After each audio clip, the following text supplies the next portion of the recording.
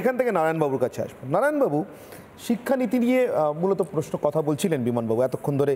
মূলত যেটা শিক্ষা ব্যবস্থাটাকে তৈরি করবে, দেখবে, এগিয়ে নিয়ে যাবে, সেটাই যদি সবার সঙ্গে কথা না বলে রাতের অন্ধকারে তৈরি হয়ে যায়। আমার তার সঙ্গে আরেকটা প্রশ্নও আছে।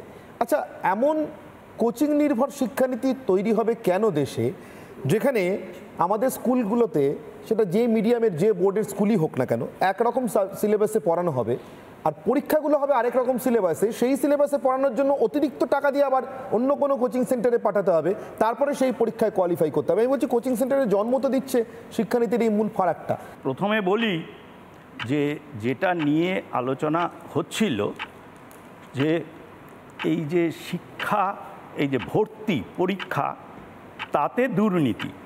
এবারে দুর্নীতিতে রাজনীতি আসছে বিশেষ বিশেষ জায়গায়, এক চোখ বন্ধ করে দেখা হচ্ছে, তাহলে তো আর দুর্নীতি দূর হবে না, বা দুর্নীতির আসল জায়গায় আঘাতও করা যাবে না। প্রথম কথা বলি, এই যে আগে আমার একজন বক্তা বললেন যে কোটার একটা বিশেষ সেন্টার থেকে হয়েছে। 2016 সালে পশ্চিমবঙ্গে ডাক্তারি পরীক্ষার যে শেষ জয়েন্ট এন্ট্রান্স হয়েছিল, সেখানে সবচেয়ে বেশি রেকর্ড সংখ্যক ছাত্রছাত্রী সুযোগ পেয়েছিল আল আমিন কোচিং সেন্টার থেকে। কোচিং সেন্টার কিন্তু অনাদি অনন্তকাল ধরে, আজকে আমার এই বয়সে, আমাদের সময় যারা আইএএস হতো, তারা ওই রাউস কলেজে গিয়ে ওখানে থেকে পড়তো।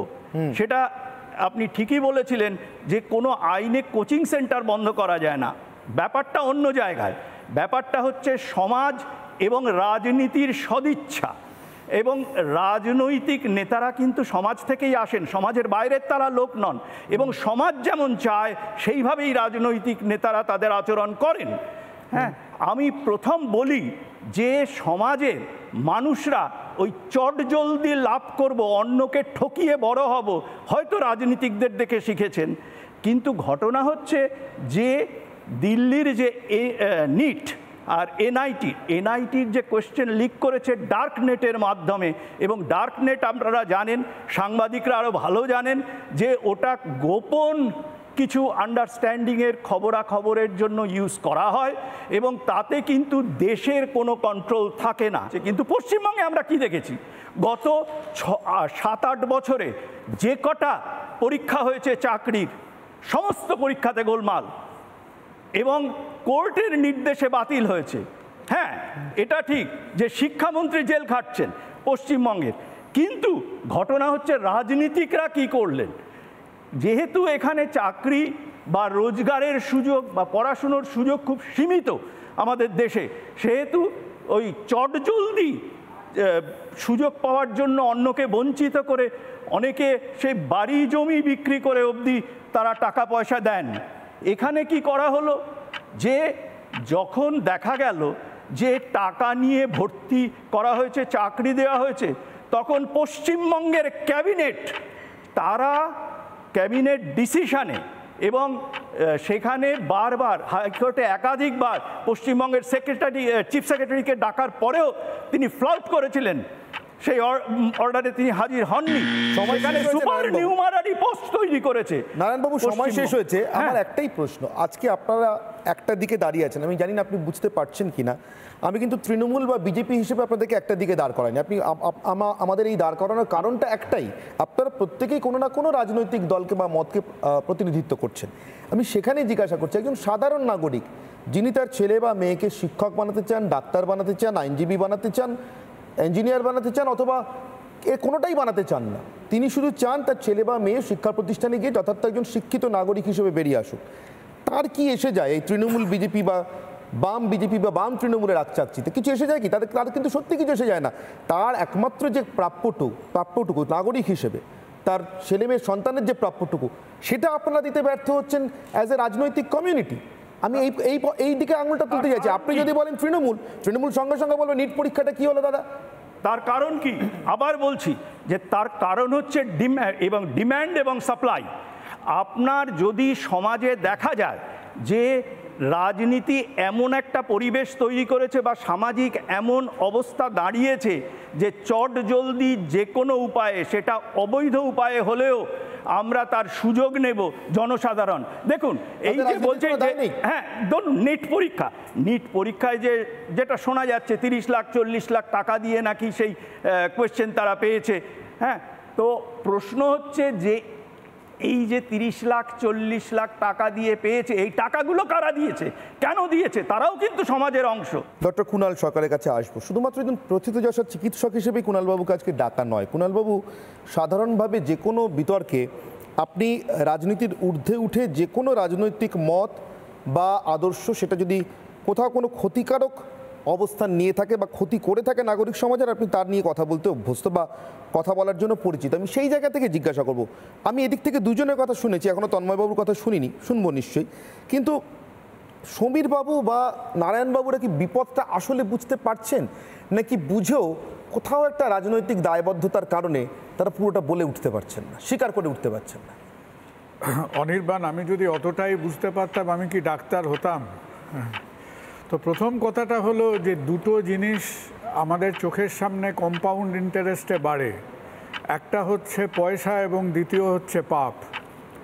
এবং আমাদের চোখের সামনে দিয়ে, আমাদের পেশার সামনে দিয়ে, আমাদের সমাজের সামনে দিয়ে, আমাদের খোদ অ্যাসেম্বলিতে প্রতিটি দলমত নির্বিশেষে ওই 4 সিংহের তলায় সত্যমেব জয়তে যে দেশটা বলে, সেই দেশের অ্যাসেম্বলির মধ্যে বসে গত 35 বছর ধরে আমরা সামগ্রিক ডাক্তারি শিক্ষাটাকে একটা মুনাফাবাজের একটা জুয়াখানায় পরিণত করেছি।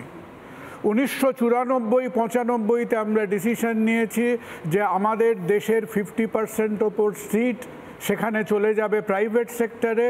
যে প্রাইভেট সেক্টর কখনো সেটাকে ক্যাপিটেশন ফি বলেছে, কখনো তাকে ম্যানেজমেন্ট কোটা বলেছে। এবং এর মধ্যে যদি আমরা যেরকম কলেজ কেটে হিন্দি বই দেখতাম, তুমি যদি সেই সময়কার হিন্দি বই দেখতে, সেখানে সবসময় 3টে চরিত্র থাকতো, 3টে হারিয়ে যাওয়া ভাই থাকতো। এখানে 3 ভাই হাতে হাতে ধরে আমাদের এই সর্বনাশের পথে নিয়ে গেছে। একটা হচ্ছে পলিটিক্যাল মাফিয়া, একটা মানি মাফিয়া, আর একটা হচ্ছে প্রফেশনাল মাফিয়া। এবং আজকে আমরা 3-3.5 দশক পরে এই পুঞ্জীভূত পাপের প্রায়শ্চিত্ত করতে বসেছি।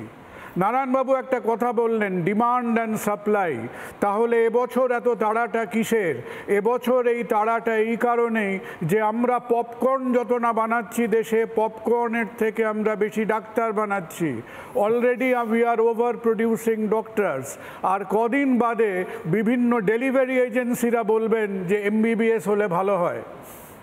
এবং এখন তাড়াটা হচ্ছে যে এই মুনাফাটা যদি আমি 2-3 বছরের মধ্যে আমি যদি বাজার থেকে তুলতে না পারি, তাহলে আমার এই কোচিং সেন্টার এবং প্রাইভেট মেডিকেল কলেজের যে 60টাখানাগুলো তৈরি হয়েছে, সেগুলোর ব্যবসা ডুবলো বলে। 3 নম্বর যে ব্যাধিটার কথা আমাদের বলতে হবে, সেই 3 নম্বর ব্যাধিটা হলো, পলিটিশিয়ানরা আমার ধৃষ্টতা মার্জনা করবেন, এটা হচ্ছে malignant level of politicisation and centralisation. আমরা যুক্তরাজ্য কাঠামোতে রাজ্যের ওপর বিশ্বাস করতে পারি না। আমার জুতো সেলাই থেকে চণ্ডীপাঠ সব জিনিসকে আমাকে সেন্ট্রালাইজ করতে হবে। আর কোথায় আমি সেন্ট্রালাইজ করব? আমি প্যাকাটির ওপরে প্রাসাদ তৈরি করব, আমি NTA তৈরি করব, যার না আছে পয়সা, না আছে অভিজ্ঞতা, না আছে কর্মদক্ষতা, না আছে কোনো রকম ডোমেইন কম্পিটেন্স। আমি একবার আমেরিকা বেরিয়ে এলাম, আমেরিকায় বেরিয়ে এসে আমি কলেজ বোর্ড দেখে বললাম, আহা কি সাংঘাতিক ব্যবস্থা।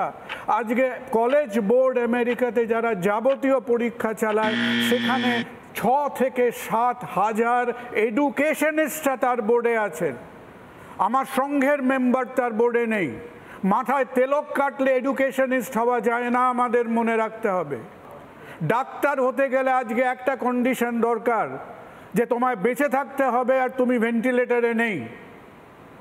তুমি যদি বেঁচে থাকো এবং ভেন্টিলেটরে না থাকো, এবং যদি নিটে 0 পাও, তোমার পশ্চাৎ দেশ যদি বেঞ্চে ঠেকিয়ে দিয়ে থাকো, এবং তোমার ক্রেডিট কার্ডে যদি সাফিসিয়েন্ট ক্রেডিট ব্যালেন্স থাকে, আজকের দেশ মেনে নিয়েছে, দেন ইউ আর আ ডক্টর। ভাগ্যিস বিধানবাবুকে এই দিনটা দেখে যেতে হয়নি। নমস্কার। আমি এদিকে কুণালবাবু যে ভয়ঙ্কর ছবিটা আমাদের সামনে তুলে ধরেছেন, যে ছবিটা আমি দেখতে পাচ্ছি কিন্তু অনেক সময় হয়তো বলতে পারছি না বা এই ভাষায় ব্যক্ত করতে পারছি না, সেই ছবিটার যাবতীয় দায় নিশ্চিতভাবে তন্ময়বাবুর ঘাড়ে বর্তায় না।